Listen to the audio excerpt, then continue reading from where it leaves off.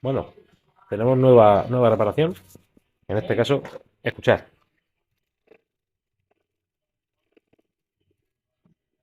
A ver si lo hace ahora.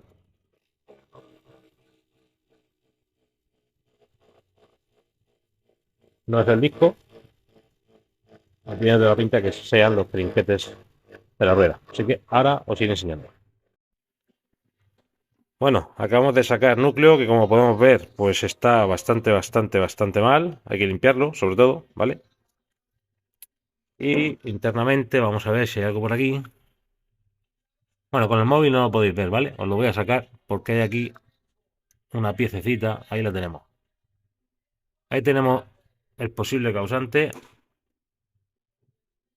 que es la arandelita esta que se ha partido. Y esta arandelita, si no me equivoco, pues va aquí dentro, en este hueco.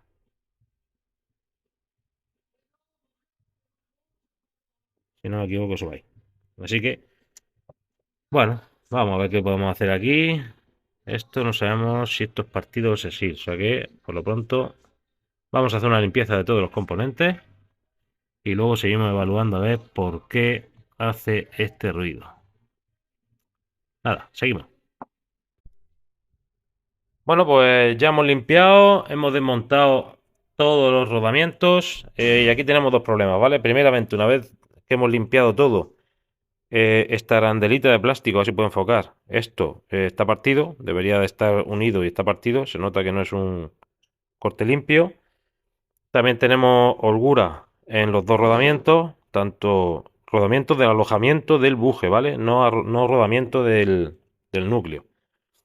Y yo diría que a lo mejor hasta tenemos también los rodamientos del núcleo un poco tocados. Pero bueno, vamos a ver cómo podemos darle solución sobre todo a esta arandela, ¿vale? Porque esto viene con el núcleo, no es una arandela que se venda suelta.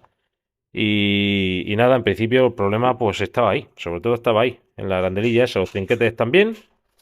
Y estos dos rodamientos pues los pondremos nuevos y solucionado. Y una buena limpieza, un buen mantenimiento y a seguir funcionando.